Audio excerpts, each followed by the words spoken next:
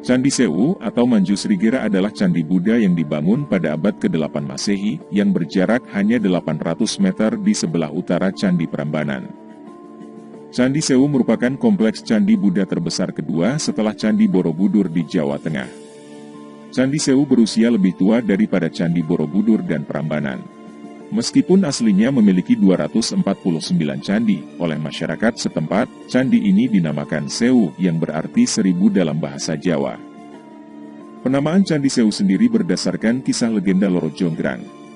Secara administratif, kompleks Candi Sewu terletak di Dukuh Benar, Desa Bugisan, Kecamatan Prambanan, Kabupaten Klaten, Provinsi Jawa Tengah. Berdasarkan prasasti Kelurak yang berangka tahun 782 dan prasasti Manjusrigera yang berangka tahun 792 yang ditemukan pada tahun 1960. Manjusri adalah salah satu bodhisatwa dalam ajaran Buddha.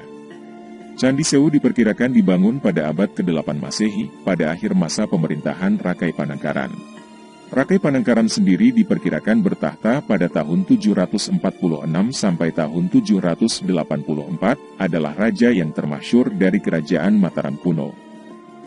Kompleks candi ini mungkin dipugar dan diperluas pada masa pemerintahan Rakai Pikatan, seorang pangeran dari dinasti Sanjaya yang menikahi Pramodawardhani dari dinasti Sailendra.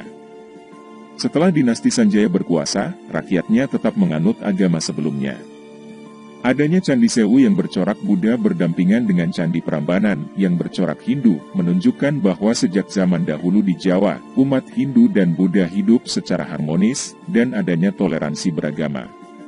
Karena keagungan dan luasnya kompleks candi ini, Candi Sewu diduga merupakan candi Buddha kerajaan, sekaligus pusat kegiatan agama Buddha yang penting pada masa lalu. Candi ini terletak di Lembah Prambanan yang membentang dari lereng selatan Gunung Merapi di utara, hingga Pegunungan Sewu di selatan, di sekitar perbatasan Yogyakarta, dengan Kabupaten Klaten, Jawa Tengah. Di lembah ini tersebar candi-candi dan situs purbakala, yang berjarak hanya beberapa ratus meter satu sama lain. Hal ini menunjukkan bahwa kawasan ini merupakan kawasan penting, artinya dalam sektor keagamaan, politik, dan kehidupan urban masyarakat Jawa kuno. Pecahan batu candi berserakan di atas tanah, retakan dan rekahan antar sambungan batu terlihat. Untuk mencegah keruntuhan bangunan, kerangka besi dipasang di keempat sudut bangunan untuk menunjang dan menahan tubuh candi utama. Meskipun situs dibuka kembali untuk pengunjung beberapa pekan kemudian setelah gempa pada tahun 2006, seluruh bagian candi utama tetap ditutup dan tidak boleh dimasuki demi alasan keamanan.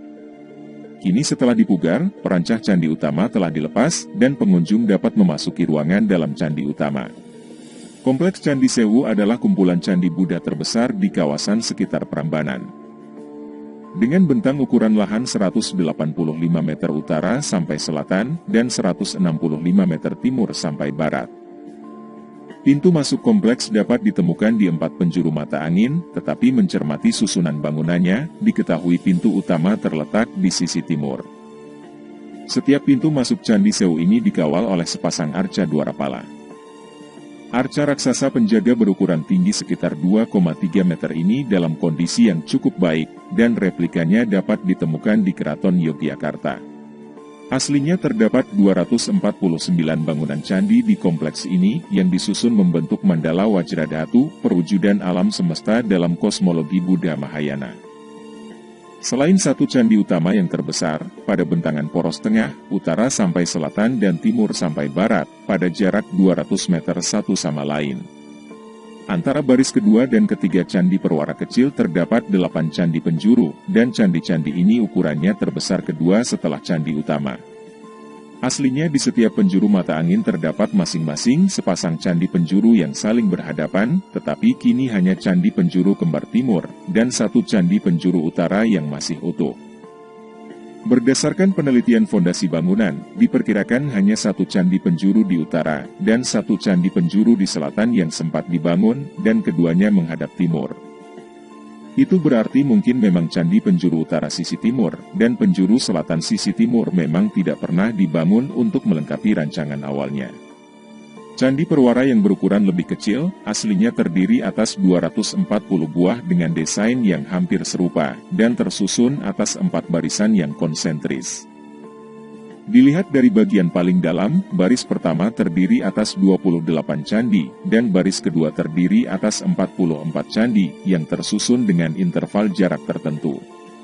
Banyak patung dan ornamen yang telah hilang dan susunannya telah berubah. Candi-candi Perwara ini diisi arca-arca Dhyani Buddha, dan ditemukan 4 jenis Dhyani Buddha di Kompleks Candi Sewu.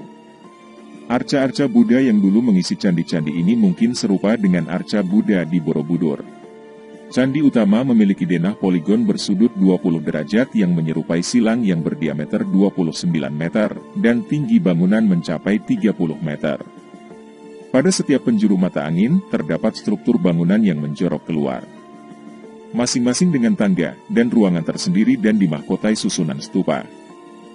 Berdasarkan temuan pada saat pemugaran, diperkirakan rancangan awal bangunan hanya berupa candi utama berkamar tunggal. Dan candi ini kemudian diperluas dengan menambahkan struktur tambahan di sekelilingnya. Pintu dibuat untuk menghubungkan bangunan tambahan dengan candi utama dan menciptakan bangunan candi utama dengan 5 ruang. Ruangan utama di tengah lebih besar dengan atap yang lebih tinggi, dan dapat dimasuki melalui ruang timur, dan kini tidak terdapat patung di kelima ruangan ini.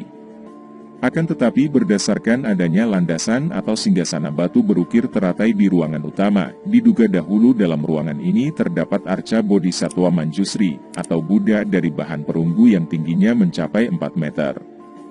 Akan tetapi kini arca itu telah hilang, mungkin telah dijarah untuk mengambil logamnya sejak berabad-abad lalu. Begitulah pembahasan kali ini tentang berdirinya Candi Sewu, dan semoga pembahasan ini bisa menambah ilmu sejarah untuk kalian semua.